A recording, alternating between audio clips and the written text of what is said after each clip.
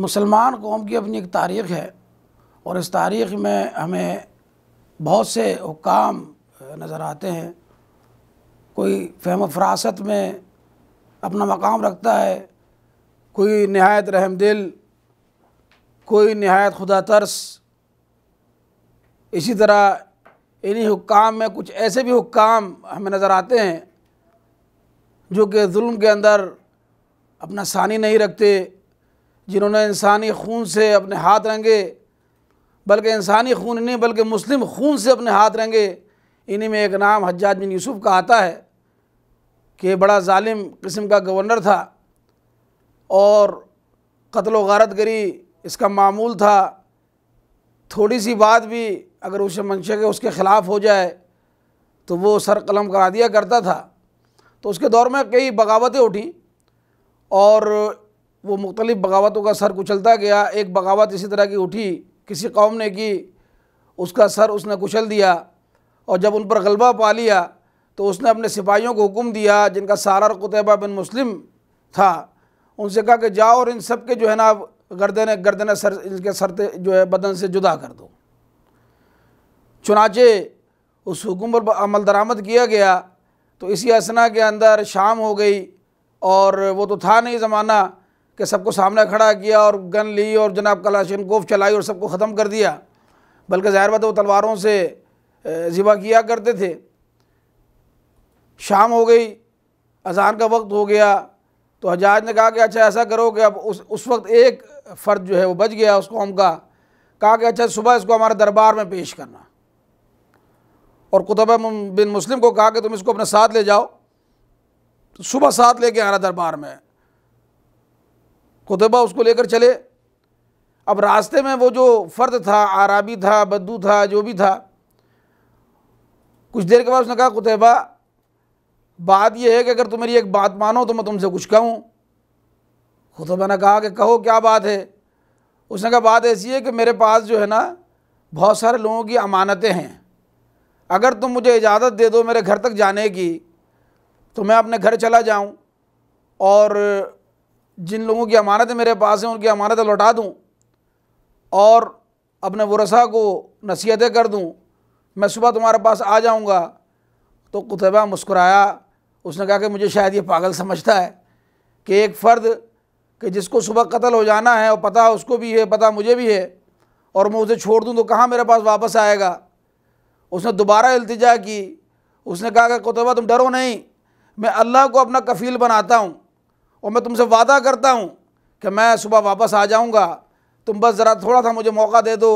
میں چاہتا ہوں کہ امانت داروں کی امانتیں واپس کر دوں۔ جب قتیبہ پھر نہیں مانے تو پھر اس نے ایک بار آخری التجا کی، اس نے کہا دیکھو میں اللہ کو گواہ بناتا ہوں، اور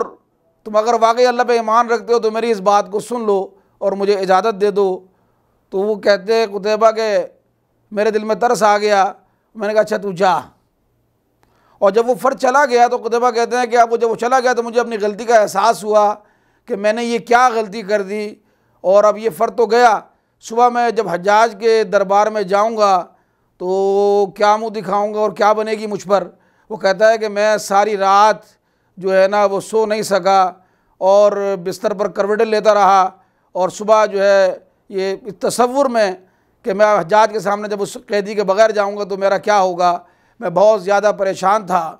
کہ صبح ہوئی تو میرے دروازے پر ایک دستک ہوئی، جب میں نے دیکھا تو سامنے وہی بدو، وہی اعرابی کھڑا ہوا تھا۔ تو میں نے کہا تم آ گئے؟ اس نے کہا میں نے تم سے وعدہ کیا تھا اور میں نے اللہ کو اپنا گواہ بنایا تھا، لہذا میں کیوں نہ آتا، اب میں تمہارے ساتھ ہوں، تم پریشان نہ ہو۔ وہ کہتا ہے کہ قتیبہ میری پھر جان میں جان آئی، اور پھر جب دربار کا وقت ہوا تو میں لے کر اس کو دربار میں پیش ہوا، اور اس سے پہلے کہ وہ حجاج جو ہے کوئی فیصلہ سناتا، میں نے اس کے سامنے یہ سارا قصہ رکھ دیا کہ حجاج شام کو یہ معاملہ ہوا تھا اور صبح یہ فرد اس طرح آیا۔ تو حجاج کچھ سوچ میں پڑ گیا، اور سوچنے کے بعد اس نے کہا کہ اچھا جاؤ، یہ قیدی میں تمہارا سپرد کرتا ہوں، تم نے جو معاملہ اس کے ساتھ کرنا ہے تم کرو۔ غرض کہ پھر وہ کہتے ہیں قتیبہ کہ میں اس کو باہر لے آیا، اور باہر لا کر میں نے اسے کہا، میں نے کہا تو جا، تو آج سے آزاد ہے، جہاں تو جانا چاہے تو چلا جا۔ کہتا اس فرد نے، اس بدو نے، اس اعرابی نے اس نے کہا اللہم لک الحمد و شکر، اور یہ کہہ کر وہ چلا گیا۔ جب وہ چلا گیا تو مجھے احساس ہوا، قتیبہ کہتا ہے کہ مجھے پھر احساس ہوا کہ عجیب فرد ہے کہ اس کو اگر میں چاہتا تو میں قتل بھی کر دیتا، میں چاہتا میں حجاج کے سامنے جو ہے وہ پورے اس کا قصہ بھی بیان نہیں کرتا تو ظاہر ہے اس کی جان تو نہیں چھوٹنی تھی، اس کا سر تو جدا کر دیا جانا تھا اس کے جسم سے، لیکن اس کو اتنا گوارا نہیں ہوا کہ میرا شکر ادا کر دیتا، اس نے مجھے شکریہ بھی نہیں کہا، اور اللہم لک الحمد و شکر، اللہ کا شکر ادا کر کے چلا گیا۔ یہ کرے نہیں سوچوں میں تھا کہ اگلا دن ہو گیا، اگلے دن وہ فرد پھر میرے پاس آ گیا، السلام علیکم کہا، اور اس نے کہا کہ میرے بھائی تمہارا بہت بہت شکریہ، اللہ تمہیں جزائے خیر دے کہ تم نے ایک نیک سلوک میرے ساتھ کیا۔ تو پھر کہتے ہیں قتیبہ کہ میں نے اس سے سوال کیا کہ ذرا مجھے یہ تو بتاؤ کہ کل جب میں نے تمہیں چھوڑا تھا وہ زیادہ بات ہے خوشی کا زیادہ وقت تھا، اس وقت تم میرا شکر ادا کر سکتے تھے لیکن تم نے اس وقت میرا شکر ادا نہیں کیا۔ تم نے کہنے لگا بات یہ ہے، اس نے کہا بدو نے کہ بات یہ ہے کہ اس وقت میں رات کو اپنے رب سے دعا کر کے سویا تھا اور اس رب نے میری اس دعا کو سنا تھا، زندگی دینے والا موت دینے والا میرے رب کا اختیار ہے، نہ وہ حجاج کا اختیار ہے نہ وہ تیرا اختیار ہے، تو لہذا میرے رب نے مجھے وہ زندگی عطا کی تو میں نے اس کا شکریہ ادا کیا اور میں چلا گیا۔ میرے ذہن میں تھا کہ تو سوچے گا، میرے ذہن میں یہ خیال آیا تھا کہ میں تیرا بھی شکریہ ادا کروں، لیکن پھر فوری طور پر مجھے خیال آیا کہ رب کے شکریہ کے ساتھ میں تیرا شکر جو ہے وہ کیوں جمع کروں،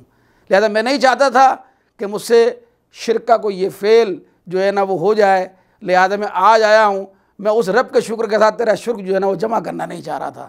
تو اللہ سبحانہ وتعالیٰ سے دعا ہے کہ اللہ سبحانہ وتعالیٰ اس فرد کی جو توحید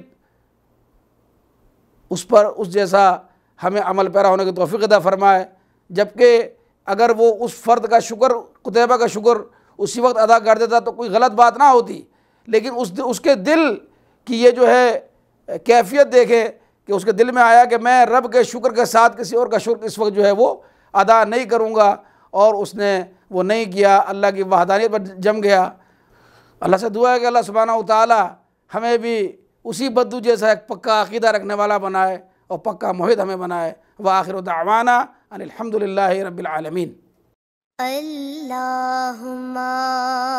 صلی علی سیدنا محمد وعلی آلہ وصحبہ وسلم۔ اللہم صلی علی سیدنا محمد وعلی آلہ وصحبہ وسلم۔